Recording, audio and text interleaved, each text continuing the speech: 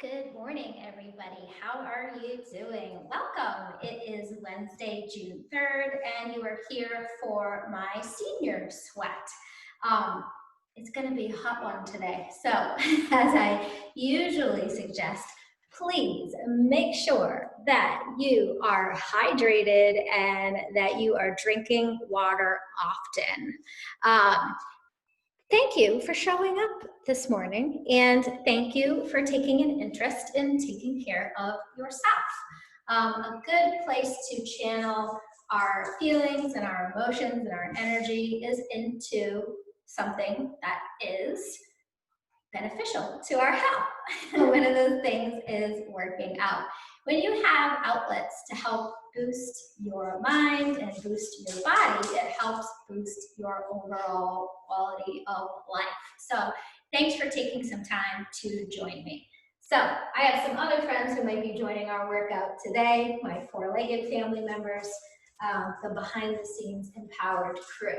So if you're joining for the first time, I'm Meg from Empowered by Meg. You're here in my home studio, and we're going to put you through a little bit of a workout. We're going to do a little bit of what I call my Power 5, which is 5 easy moves that you can do anywhere using just your body weight to get a full body workout. All right, so here's what I want you to start with. We're going to start it out and we're going to do a little bit of a warm-up. So go ahead and you can either do some light jogging or some marching, whatever you got, for about 30 seconds.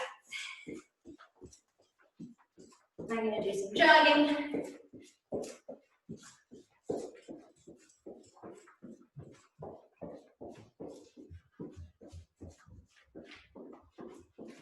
Good. All right, now I'm going to take it into some lateral movements, and all I want to do is warm up my lower half and my upper half. So the arms are going to be swinging, crisscrossing, and I'm going to be sidestepping side to side.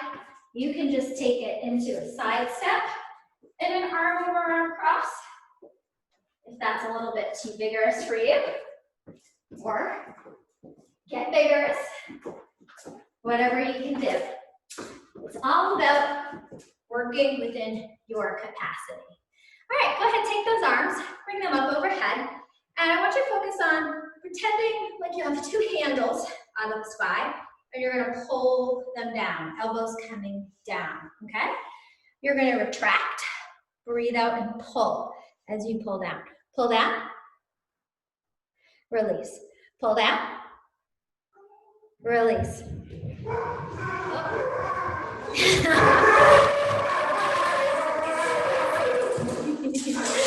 Take your palms, press them up, breathe out and press forward.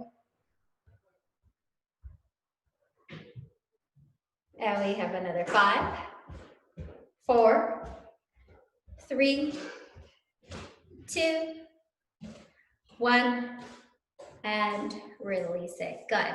Okay, now I want you to take a few big deep breaths. Raise those arms in, up overhead, breath out. Time your movement with your breath. A few more.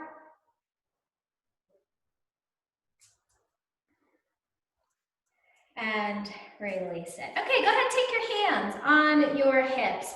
And let's take it into an alternating reverse lunge. Step back, step back. If you're not able to actually lower yourself into a lunge like this, you're just stepping back. That's it. Keep your upper body nice and tall and proud.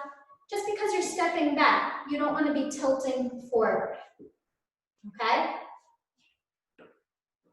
Good. All right, set your feet about hip-width distance apart.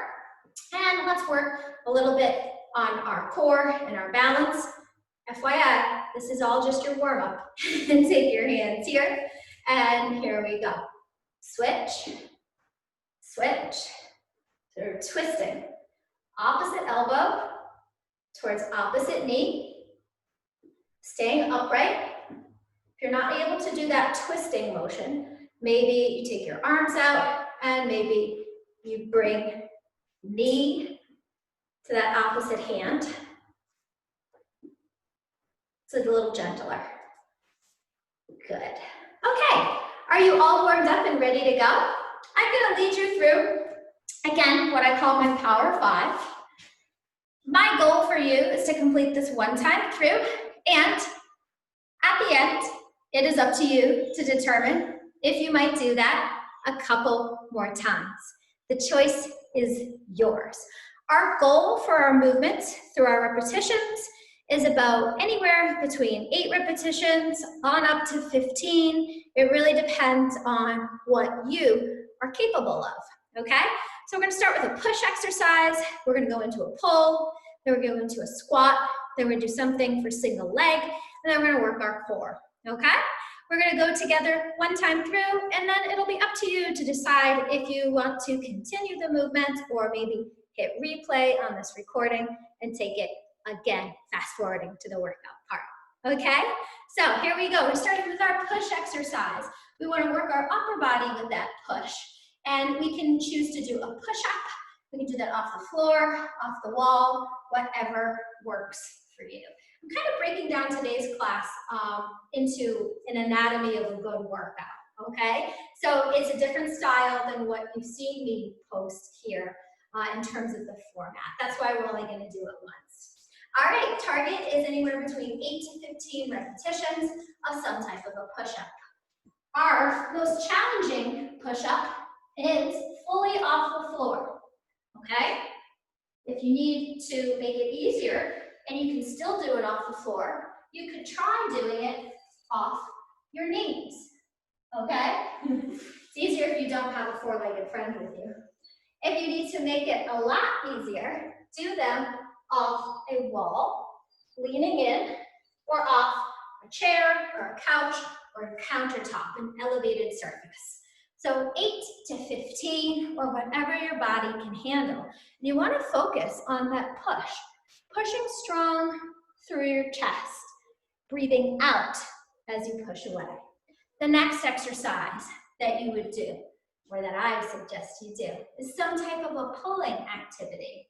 A pulling activity that works the muscles in your back.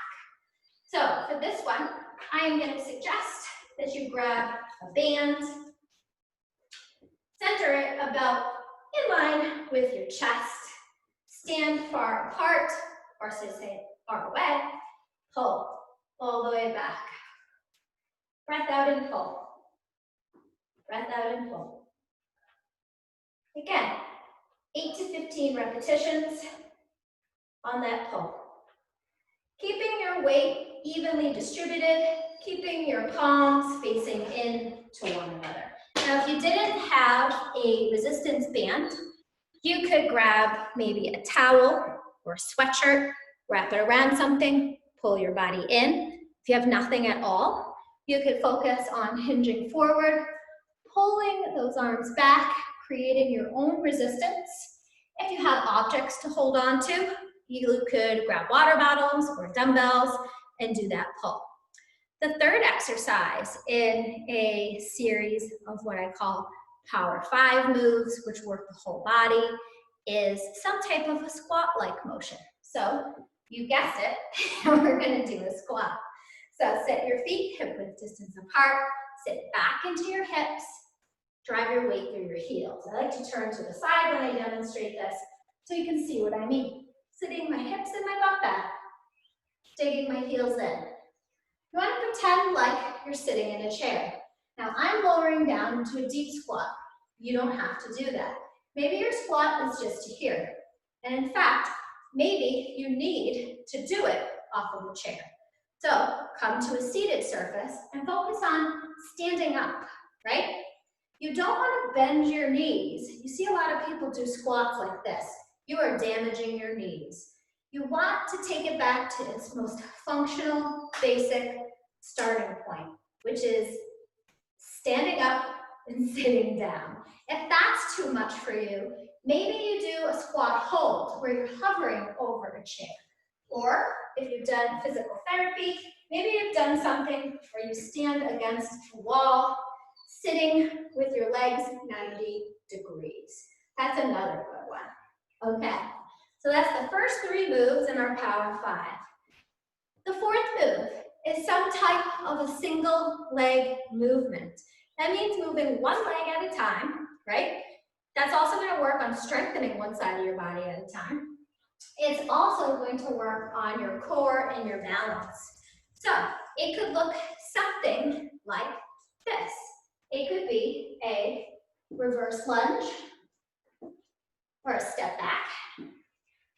It could be a forward lunge or a walking lunge. It could be a stationary split squat, which means we stay like this. We lower down, we raise back up. It could be if you have a stair, stepping up onto the step, stepping back to the floor. It could even be what I'm doing right here. I don't have a step right here in front of me, but I can pretend like I do, right? If you have trouble with your single leg motions or stepping back and staying upright when you're doing something like a reverse lunge, try doing it against a wall with your hands at the wall at about, chest height. Step back, step back. If you're somebody who tends to tilt your head forward when you do these, you won't be able to do that standing against a wall. It will correct your form naturally, okay? Because you do want to stay tall and proud. The fifth and final move in what I call a Power 5 circuit or Power 5 workout is something that works your entire core. For me, I like to go for a plank. Now, you can do a plank too. You don't need to necessarily be able to come down to the floor, but if you can, great. So, here's my plank, forearm style. Draw the belly in, squeeze the glutes, flex the arms, hold that positioning here. Now for this, it doesn't follow that 8 to 15 repetition that I suggested. It's holding it as long as you can. If that's too much, you can take it to your knees and you can modify it, okay? So to modify that, all you do is come to your knees, come down to your forearms, and again, still focus on drawing the belly in, squeezing your glutes. If you need to make that a little less challenging, maybe try doing that off of the side of your counter or doing it off of a chair, something elevated. The higher your body is, the more vertical, the easier it will be. That's for your plank. A couple other things that you could do to work your core. Maybe take a towel or a sweatshirt, roll it down underneath your knees. If you need a little extra padding. You can just focus on staying here in a hands and knees stance, and then maybe taking it to a bird dog. Hold it, focusing on keeping your hips square, not allowing your hip to turn out and open. Engaging your core, your glutes, your upper back, and your shoulder blades. And then you do the exact same thing on the opposite side. Okay, so quick review. If you did that along with me, good job. If you're ready for more, here's what you would do. Start off with your push exercise. Push up like we did. Move on to your pull exercise. Maybe it's a band row. Maybe it's a dumbbell row. Think about working your back muscles. Move on to the third exercise, which is some type of a squat or a seated squat hold or a wall sit. Move on to your fourth exercise, which is something to work one leg at a time. Maybe it's a forward lunge, maybe a walking lunge, a reverse lunge, an alternating step up. And then move to your final exercise, which is something to work your entire core, like a plank or maybe some bird dogs. And that put together is a full body workout. You could go ahead and repeat that up to 3 or 4 or 5 times, or you could keep repeating that circuit for a certain set amount of time. It really all depends on what you're looking to do. The important part to remember is that you do something. Move that body every single day to the best of your ability. And if something isn't, as easy as you'd hope it would be. The more you practice, the better you'll get. And you also want to try to make sure that you're mindful of being safe. Don't force your body to do something it's not ready to do. Don't attempt things you know you're not supposed to do or it doesn't feel right or safe. There's a difference between something challenging you and something hurting you. So when you do these workouts, please be mindful. You are responsible for you. You know your limits. You know what is right for you. So thank you again for tuning in. Make sure you drink your water after you complete these workouts. I definitely would recommend about 10 minutes of stretching, or maybe go for a gentle walk to kind of restore and cool the body down. So thanks for showing up. I hope that you enjoyed my senior sweat for Wednesday, June 3rd. Have a great rest of your day. Enjoy the rest of your week. Remember, you have a good body that's available for you to use. Don't waste it. Use it and move it. Get busy living. Bye.